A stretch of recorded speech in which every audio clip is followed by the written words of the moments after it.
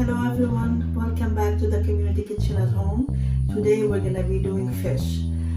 It's an easy recipe. It's a little bit different, something that you could try to, if you're tired of the way like this, the simple like salt and pepper, which is, or if the fish is fresh, it will taste, I'm sure it will taste great. But if you want to do something different, you want to impress your guests, you could try this recipe today. I already prepared the ingredients that are gonna go into it, but before I do it's called crusted salmon. The recipe is crusted salmon. Before I do that, in case you get like I got, the salmon had the skin on still, you need like a thin knife, and you're gonna have to, I started slicing it, you're gonna have to put the knife under and then push down on it and take the to remove the skin from the fish. So if you keep going like that, if you see now the skin is being separated from the flesh. The thinner the knife, the better or the easier it's gonna be for you. So you keep going like that until the whole skin. You could also peel the skin if it's hard for you, you don't have like the knife skills. You could just go and gently pull it away like this, and it will work well too. So this would be the two techniques that you need to do. Now we're going to flip that the other side. Now the first thing, you have to be careful, this line here in the middle, you need to run your finger through it, make sure there's no bones, because if there might be little scales here that you have to remove. Now for this part, if you look at the fish, that has different thickness, goes from thick to thin. By the time this cooks perfectly, this would be overcooked. So we have two ways of doing this. You either cut this part, remove it, use it for a fish cake or something, or you just have to just tuck it in like this. So now if you look, you see this thickness would be almost the same, so it would be okay. It will cook at the same time, and it will not overcook at one side and undercook on the other. So this is the fish now ready. Before I did that, I washed it. You could rub it with a little bit of lemon juice or even vinegar to like make sure that it's nice and clean. And like I said, don't forget to check this line here in the middle for bones. Now the first thing we could put a little bit of oil on it, or we could add the oil to the ingredients. The salmon is very oily. You don't really need to add much oil to it, but if you would like to, it will give it obviously an extra flavor. Now we're gonna be moving it to the tray, and then we're gonna be preparing like this. Okay, we're gonna be preparing the crust. So for the crust, we're gonna have the recipe. I have here cilantro, chopped cilantro, which is about half a cup of that. The ingredients for this size of fish, I have like 5 cloves of minced garlic here that will go into. I have the walnut, which is the main flavor and crunch that we have. We have some chopped parsley, and here we have some heat that will come from the flakes, the pepper flakes, and we have a little bit of teaspoon of ground cumin.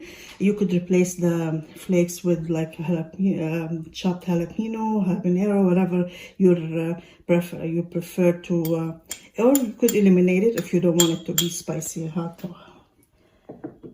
And for this part here, we have, and those are optional, we have peppers just for not only they add flavor, but they also add color to it too, which makes it really nice too. So we could add those two, or not if you don't have them, or you have only one kind, that's also good. I have some zest here, some lemon zest, which is always great with fish. And I can put a little bit, like I have 2 tablespoons, we can put like half of that, or if you like more, you can put more. So now this is gonna need just salt and pepper, and it's gonna go on top of the fish.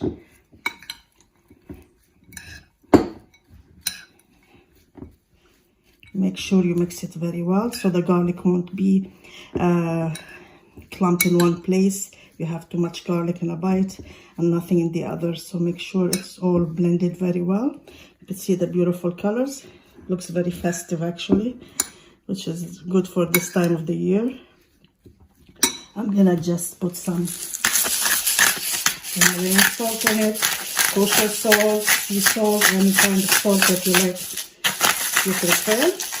And a little bit pepper is always a good thing.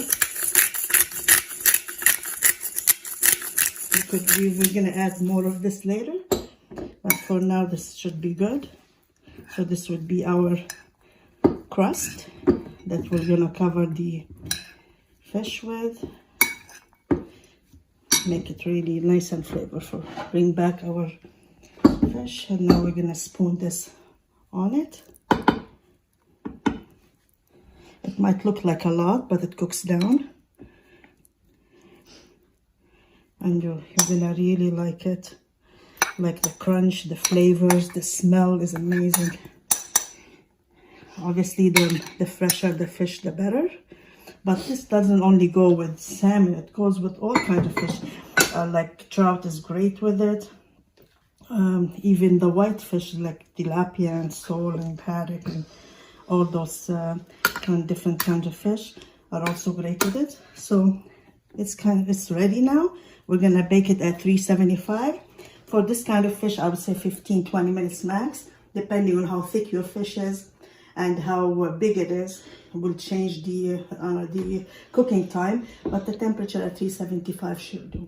I'm gonna put it in the oven, bake it, and we'll come back and talk about it and the sides that will go nice with it. And I'll finish the fish and present it for you. Okay, I will see you soon.